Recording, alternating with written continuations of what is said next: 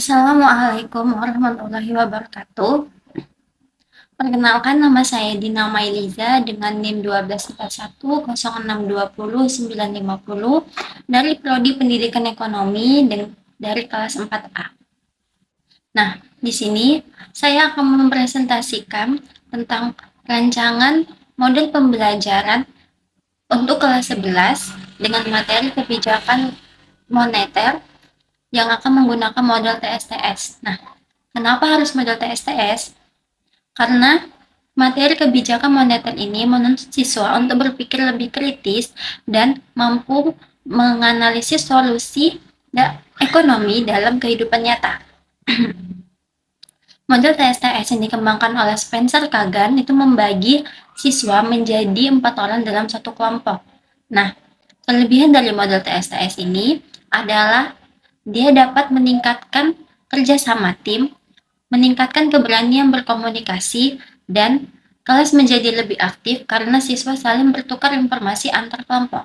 Namun, selain memiliki kelebihan, juga memiliki kekurangan atau tantangan, yang dimana suasana kelas akan menjadi kurang kondusif dan manajemen waktu, yang dimana karena siswa saling berkunjung, sehingga kelas itu akan menjadi berisik dan tidak kondusif.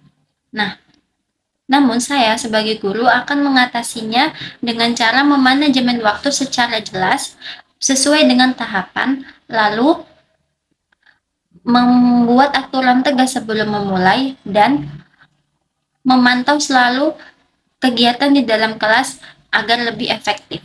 Capaian dan tujuan pembelajaran. Melalui perencanaan ini, capaian pembelajaran yang ingin dicapai adalah agar siswa mampu memahami dan menganalisis kebijakan yang diterapkan oleh pemerintah atau Bank Indonesia dalam mengatasi inflasi dan masalah ekonomi lainnya. Dengan tujuan pembelajarannya adalah agar siswa bisa menjelaskan pengertian kebijakan moneter, mengidentifikasi tujuannya, menguasai instrumen operasi pasar terbuka, dan menganalisis studi kasus ekonomi secara berkelompok.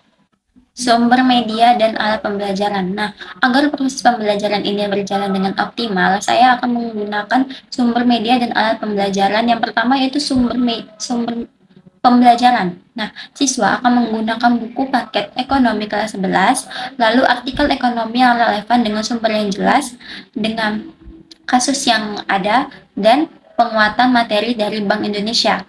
Lalu, alat media pembelajarannya itu saya akan menggunakan video YouTube untuk menjelaskan secara singkat kebijakan Bank Indonesia dan LKPD atau Lembar Kerja Peserta Didik.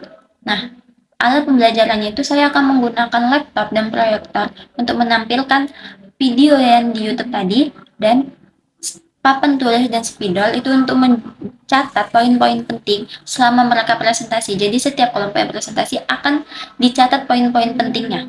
Selanjutnya, langkah-langkah pembelajaran. Nah, tahap pertama yaitu saya akan membagi kelompok menjadi kelompok heterogen yang berisi 4 orang. Dan saya akan membagikan LKPD yang berisi studi kasus, yaitu tentang dampak dari kenaikan harga Pertamax pada Juni 2026 yang mengakibatkan inflasi dan daya beli masyarakat menurun. Kebijakan apa yang akan diambil Bank Indonesia? Nah, pada tahap kedua, siswa akan berdiskusi dengan kelompok masing-masingnya.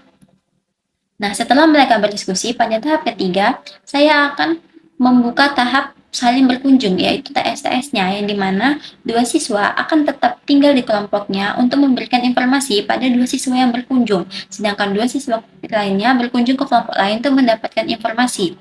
Nah, lalu setelah mereka mendapatkan informasi dari kelompok lain, selanjutnya pada tahap keempat, mereka akan kembali ke kelompok asal, yang dimana mereka akan mendiskusikan solusi apa yang tepat dari masing-masing pendapat yang mereka dapat dari kelompok-kelompok lainnya.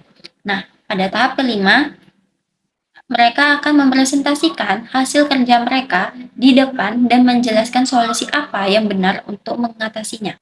Lalu saya sebagai guru akan memberikan umpan balik dan memberikan penguatan materi terkait kebijakan yang akan diambil Bank Indonesia dalam mengendalikan inflasi. Jadi, Mereka tidak hanya dibiarkan untuk mencari informasi saja, sedangkan sebagai guru saya tidak hanya menerima, tapi juga saya akan memberikan penguatan, memberikan pemahaman, dan meluruskan jawaban yang mereka dapatkan. Nah, pada tahap terakhir yaitu penilaian dan penutup. Untuk aspek penilaian, evaluasi dilakukan dengan secara berkelompok dengan total skor itu 100.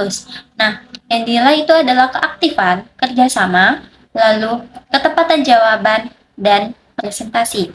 Nah, kelompok dengan nilai terbaik akan mendapatkan reward atau apresiasi atau penghargaan. Nah, setelah itu, saya bersama siswa akan merefleksi, membahas kembali, dan menyimpulkan. Jadi, bukan hanya siswa yang tadinya, saya juga sebagai guru akan memberikan penambahan materi, lalu kami membahas kembali. Nah, setelah itu kelas ditutup. Demikian presentasi perencanaan model pembelajaran yang saya rencanakan. Semoga rancangan ini dapat membuat siswa aktif, berpikir kritis, dan dapat membuat kelas menjadi menyenangkan. Baiklah, segitu saja. Wassalamualaikum warahmatullahi wabarakatuh.